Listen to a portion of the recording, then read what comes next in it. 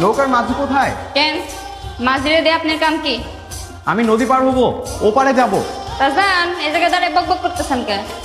মাঝি ছাড়া নদী পার হবো কিভাবে? আপনার কি আমার দেখলে মাঝি মনে হয়? এটা আমার বাপের নিজের নৌকা, নিজের সাঁতরে নদী পার হয়ে যান। যান। তুমি আমাকে পার করে দাও, যত টাকা লাগে আমি দিব। কত টাকা দিবেন? 100 টাকা।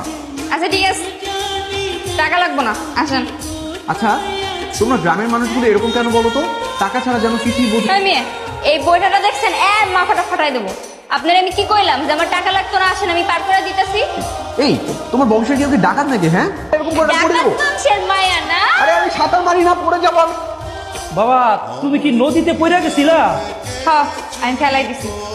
তোমার শহরের পোলা আমারে তো আমি নাকি ডাকাত বংশের মায়া দিছি নৌকাতে ফেলায় নদীর মধ্যে। তাই বলে তুমি ওরা নৌকাতে ফালাই দিবা?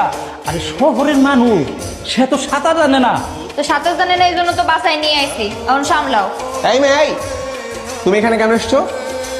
আমি এ বাড়িতে কেন এসেছি আপনার কেন করবো? এটা আমার ইচ্ছা। ছেলেটা কেড়ে মায়া, ওই তো তোরে কইছিলাম না, নৌকাতে একটা পোলারে ফেলাই দিয়ে নাকানি পানি খাওয়াইছি। কি ভাই, কথা সত্য নাকি? তোমার বান্ধবী একটা শয়তান মেয়ে, আর তোমাকে যেন দ্বিতীয়বার এই বাড়িতে আমি আর না দেখি। আমি আমু না কেন? আমার যখন মন চায় আমি এ বাড়িতে আমু, যখন মন চায় এ বাড়িতে যাম। দেখি কে ঠেকানোর পারলে ঠেকাক।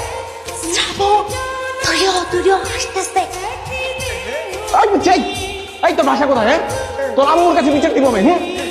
কি কেমন মজা? হ্যাঁ, আমার লগের পরের বার যদি লাগতে আইছেন, এর চেয়ে বেশি শাস্তি দিব। তোরা আমি পরে দেখতেছি। তাই দাঁড়া। দৌড়াইতেছিস কেন? এই শয়তান মেয়ে, কোথায় তুমি? হ্যাঁ, কোথায় লুকিয়েছো? কে তুমি? আর বলবেন না আঙ্কেল, একটা ভারী বেয়াদব মেয়ে আছে এই গ্রামে। এক পিচ্ছি বাচ্চাকে দিয়ে গাছের উপর থেকে আমাকে হিসু করিয়ে দিয়েছে। আপনি কি এমনি আমাকে দূরে রাখবেন না ছাড়বেন? সরি। কি কেমন লাগে এখন? ঠিক আছে, আপনার আমি দেখানি